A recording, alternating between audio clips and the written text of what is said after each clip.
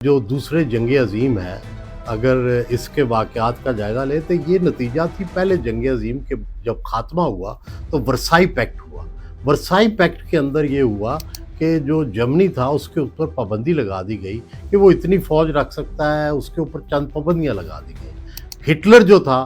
اور جو جرمن فوج تھی اس کے اندر یہ نفرت تھی کہ یہ جرمنی کو بڑی شرمناک شرائط پر جھکنا پڑا ہے، اور اسی کا ریئیکشن تھا سیکنڈ ورلڈ وار بھی اور جرمن فوج کا جو ریئیکشن ہے۔ تو آپ یہ دیکھیں کہ پھر اس کے بعد پوری دنیا میں وہ ایک عالمی جنگ ہوئی اس ورسائی پیکٹ کے نتیجے میں۔ اگر وہ ورسائی پیکٹ جو ہے وہ ریزنیبل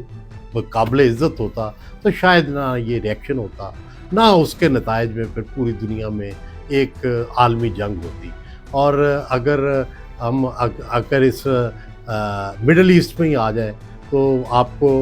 یاد ہوگا سب کو کہ مصر اور اسرائیل کے اندر صلح بندی ہوئی اور جنگ بندی ہوئی، اور پھر ان کے جو جنگ رمضان تھی بڑی مشہور، اس کے بعد جو معاہدے ہوئے اس کے نتیجے میں انوار السادات جنہوں نے معاہدہ کیا تھا ان کو بھی قتل کر دیا گیا، اور جو صلح پسند وزیر اعظم تھے اسرائیل کے اسحاق رابن ان کو بھی قتل کر دیا گیا۔ تو یہ بھی کاسٹ مصر اور اسرائیل کے درمیان جو صلح ہوئی تھی اس کی برداشت کرنی پڑی۔ اگر آپ اس خطے میں پاکستان میں آ جائیں تو آپ یہ دیکھیں کہ پاکستان میں جب تاشقند کا جو معاہدہ ہوا 65 کی وار کے بعد، تو اس کے اندر جب معاہدہ ہو رہا تھا تو اس وقت جو جرنلسٹ تھے وہاں کلدیپ نیر، انہوں نے اپنی یادداشتوں میں لکھا ہے معاہدہ تاشقند کی کہ جس وقت لال بہادر شاستری جو انڈیا کے وزیر اعظم تھے انہوں نے اپنے گھر پہ فون کیا اور اپنی بیوی سے بات کی، تو بیوی نے کہا کہ بہت ریئیکشن ہے یہ جو معاہدہ ہوا ہے، اور انڈیا کے اندر بہت تمہیں برا بھلا کہا جا رہا ہے۔ اور اسی شام لال بہادر شاستری جو تھی دل کا دورہ پڑنے سے انتقال کر گئے۔ لیکن یہ معاہدہ تاشقند تاشقند سے صرف لال بہادر شاستری کی لاش نہیں نکلی، ایک زندہ لاش ایوب خان کی بھی وہاں سے آئی، جس کو بعد میں بھٹو نے تاشقند کے معاہدے میں ہی جو تھی شرائط جو مانی تھی انہوں نے، اس کی وجہ سے ان کو بھی اقتدار سے رخصت کرنا پڑا۔ وہ جتنی دیر پھر بعد میں رہے وہ زندہ لاش بن کر ہی رہے۔ تو بنیادی بات یہ ہے کہ یہ جو معاہدے ہوتے ہیں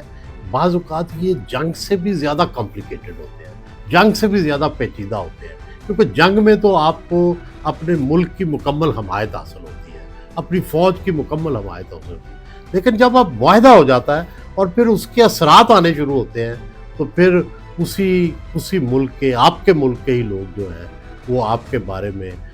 تحفظات کا اظہار کرتے ہیں، اس کے بارے میں نت نئی تشریحات ہوتی ہیں، اور اس کو پھر جج کیا جاتا ہے اس معاہدے پہ۔ اس لیے جب بھی معاہدے ہوتے ہیں بہت قابل لوگوں کو بھیجا جاتا ہے، ایک ایک شق پہ غور کیا جاتا ہے۔ اس وقت بھی یہی پرابلم ہے ایران اور امریکہ کے درمیان۔ صدر ٹرمپ کو پتہ ہے کہ اگر امریکہ کے اندر اس معاہدے سے یہ تاثر گیا کہ امریکہ نے اپنی جنگ آدھی چھوڑ دی ہے اور ایران کو کوئی رعایات دے دی ہے، تو صدر ٹرمپ اور ان کی پارٹی اگلا الیکشن نہیں جیت سکتی، بلکہ ان کو شرمناک شکست ہوگی، اور ہو سکتا ہے وہ اپنا ٹینور بھی مکمل نہ کر سکے۔ اور دوسری طرف ایران کے اندر بھی سچویشن یہ ہے کہ اگر وہاں یہ تصور پھیلا کہ سرنڈر کر دیا گیا یا امریکہ کے اندر آگے جھک گئے ہیں،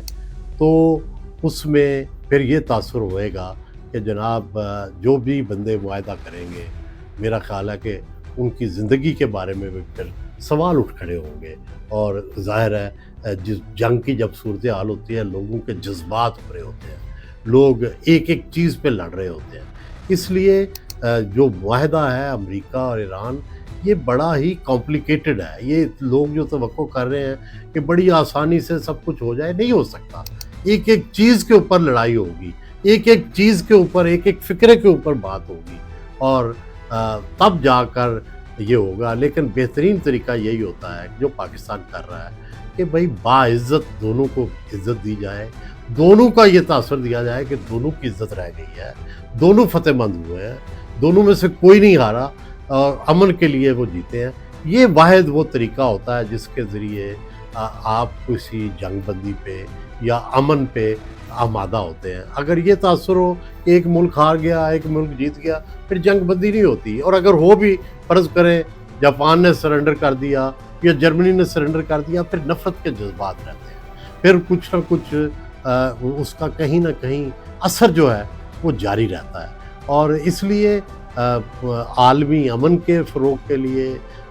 सुकून के लिए, अमन के लिए, और इस ख़ासकर मिडल ईस्ट और एशिया के अमन के लिए ये बड़ा ज़रूरी है कि ये मुआहदा हो। लेकिन ये मुआहदा ऐसा नहीं होना चाहिए जिससे एक तरफ झुकाव हो और ये तासुर मिले कि ईरान पर जो है, ईरान को कुछ भी नहीं मिला इस मुआहदे में और उसने सिर्फ सरेंडर ही किया है। और दूसरी तरफ ज़ाहिर है मुआहदा ऐसा भी नहीं होना चाहिए जिससे सदर ट्रंप को ये लगे कि मैंने जो जंग की थी उसमें मुझे कुछ नहीं मिला। बेहतरीन तरीका यही होता है कि दोनों को कुछ मिले, दोनों मुतमिन जाएँ, दोनों फतह याब हों और बज़ाहिर ऐसा लगे कि कोई भी नहीं हारा। कि जब कोई भी नहीं हारता तो अमन कायम रहता है। जब एक हार जाता है तो फिर याद रखें, फिर एक नई जंग की तरफ हम बढ़ते जाते हैं, जिस तरह के दूसरी जंग अज़ीम की तरफ हम बढ़े थे।